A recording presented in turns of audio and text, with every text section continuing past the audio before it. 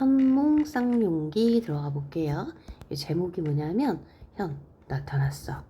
쌍용 두 마리의 용이 근데 이 두 마리 용이 꿈속에서 나타났거든요. 그래서 꿈속에 두 마리 용이 나타났다. 이 어머니가 꿈속에서 두 마리의 용의 꿈을 꾸고 두 아들을 낳습니다.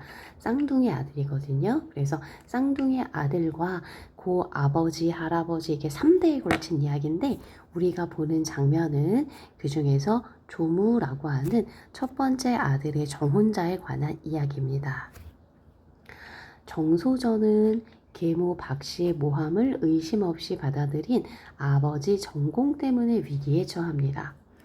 집에서 나와서 숨어 다니던 중에 도적을 만나 강물에 몸을 던져요. 이때 정혼자 조무와 동생 조성이 정소절을 우연히 발견해서 구출합니다. 우연히 이런 건 고전소설의 특징이에요.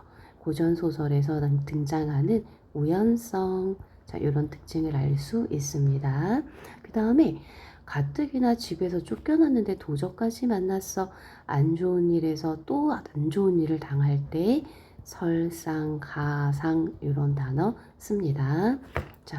내용을 정리 한번 해보면 아버지 정공의 딸 정소전은요. 조무와 약혼자의 관계예요. 쌍둥이 중에 첫째 형입니다.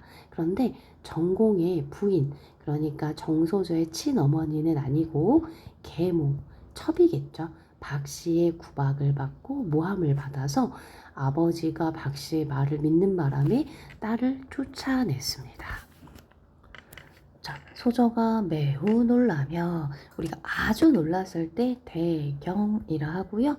너무 놀라 얼굴빛을 잃으면 대경실색 이렇게 얘기합니다. 내가 외가로 가지 않고 구차하게 길가에서 분주하게 다닌 것은 조숙모에게 부끄럽고 아버지의 허물을 드러내고 싶지 않아서였다. 아버지에 대한 효심 때문에. 외가에 가서 이 사연을 말하면 이 아버지의 가문을 더럽히는 것과 같은 일이 되니까요.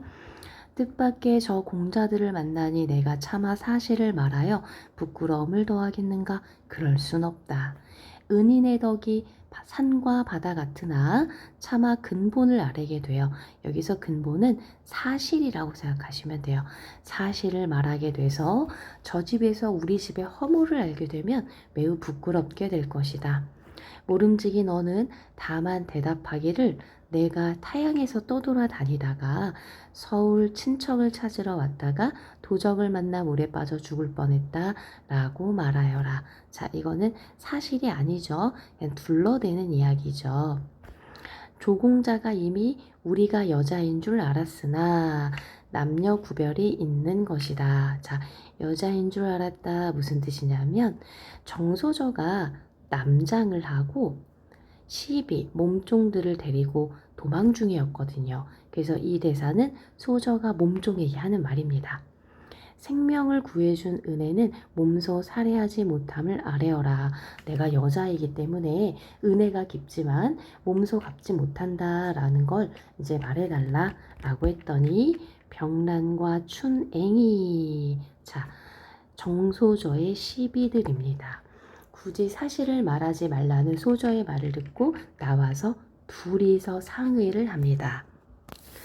지금 소저의 대사를 보면 소저는 뭐를 중요하게 생각해?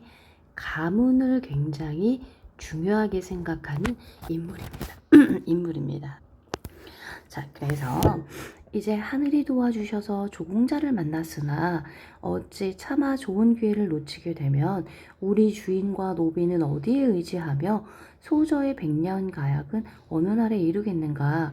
우리들이 가만히 사실을 아래서 조공자가 일을 처리하는 것을 보아야겠구나. 즉, 두 사람은 정소저의 말대로 하지 않고 있는 그대로 사실 우리 소저가 지금 집에서 쫓겨났어요 라는 이야기를 하는 것이 맞겠다라고 생각한 겁니다. 그리고 하늘이 도와준 기회야. 이렇게 어려울 때에 조공자를 만난 것은 하늘이 도와줬어. 천우신조의 기회야 라고 생각을 한 겁니다. 그래서 이에 조공자 눈앞에 나가서 말했어요. 우리 소적께서 타양에서 떠돌아다니다가 친척을 찾으러 왔다가 도적을 만나 물에 빠져 죽게 되었습니다. 은인께서 생명을 구해준 은혜를 입어 남은 목숨을 회생하게 되었습니다. 우리 소족께서 은혜는 태산 같으나 몸소 살해치 못함을 아뢰라 하셨습니다. 라고 이 부분은 정소저가 핑계를 댄 그대로 정소저의 말대로 거짓을 고하고 있죠. 조공자가 크게 아쉬워하고 섭섭함에 어떻게 이를 처지할까 깊게 생각하고 주저하고 있자 두 명의 시비가 다시 머리를 조아리며 말하였습니다. 소적께서 상공께 근본을 바로 구하지 못해 이리 하였습니다만 저희들이야 상공을 만나 사실대로 구하지 아니하겠습니까? 더욱더 대공자는 저희들의 주군이시고 은인이시니 어찌 숨기는 죄를 더하여 주인의 평생을 매몰되게 하겠습니까?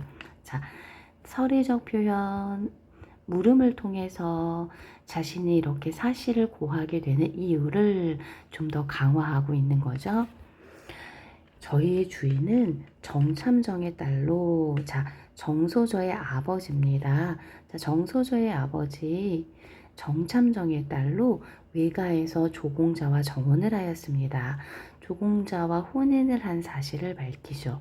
자, 이 조공자 여기 첫째 아들과 혼인을 했다라는 것을 시비들이 직접 이야기하는 거예요.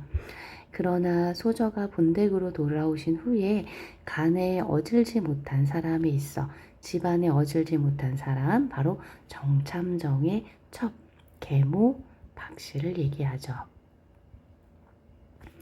수많은 방법으로 정참정을 보채고 소저를 재해에 빠지게 했습니다. 마침내 소저를 정참정 부인의 사촌인 박수관의 첩, 후실은 첩이에요. 첩으로 위협하고 명령하여 시집 보내려 했습니다.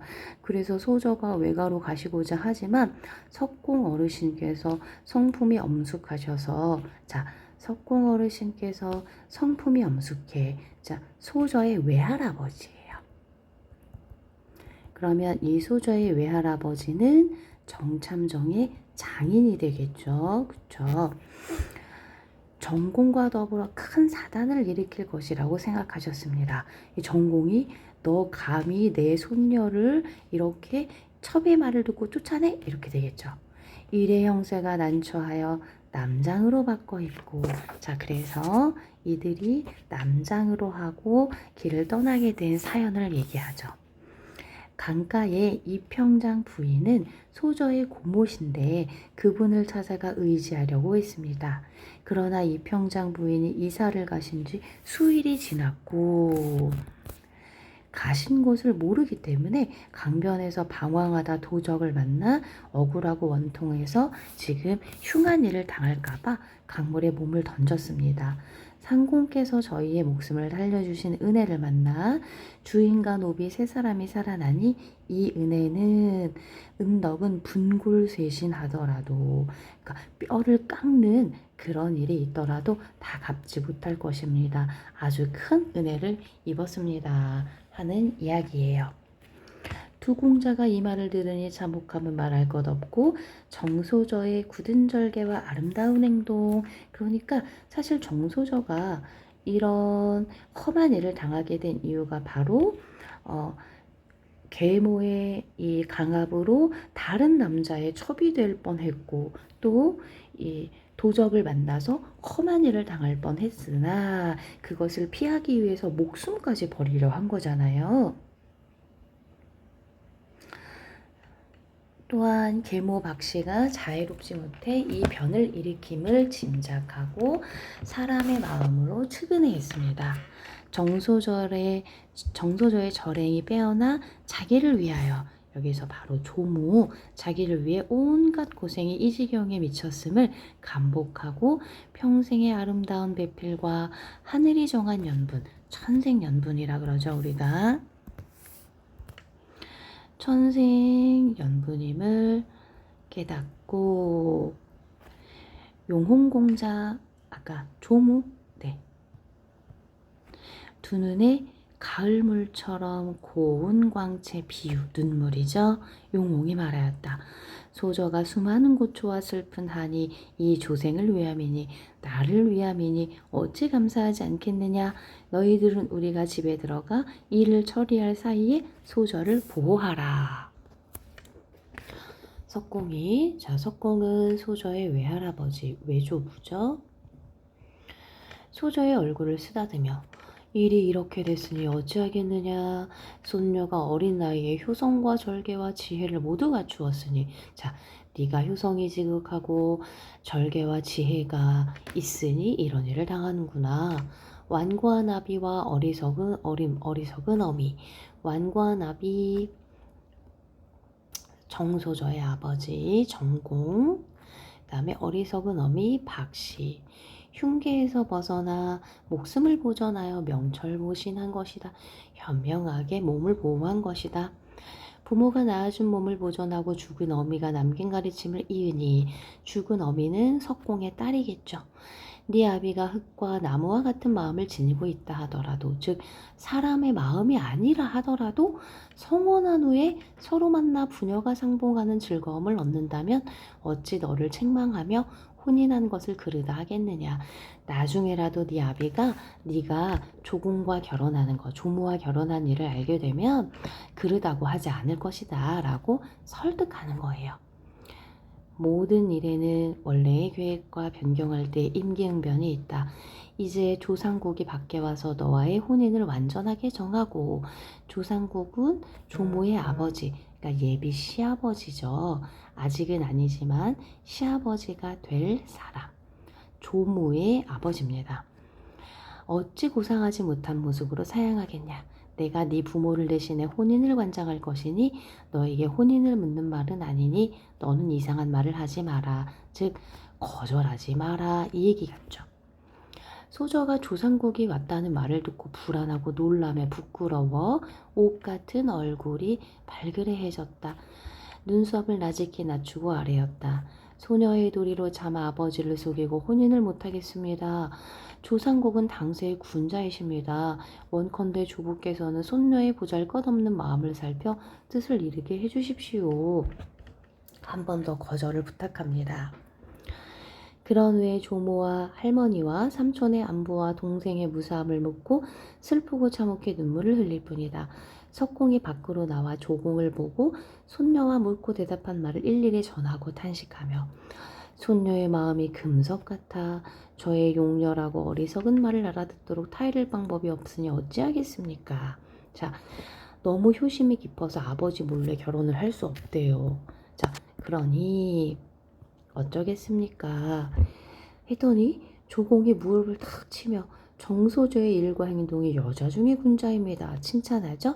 이것이 다 현형의, 이거는 이제 친구를 높여 부르는 표현입니다. 높은 교훈에 힘입은 것입니다.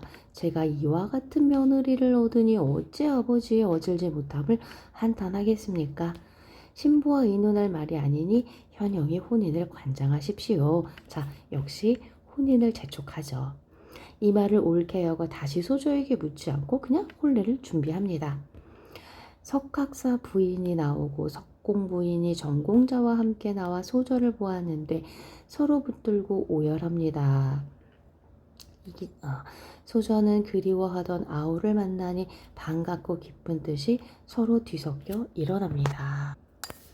자, 아까 정소저가 안부를 물었던 그 가족들 있죠? 조모와 삼촌과 동생. 바로 조모와 삼촌과 동생입니다. 자, 이제 관련된 문제를 풀고 그 다음에 현장에서 질문 한번 받아봅시다.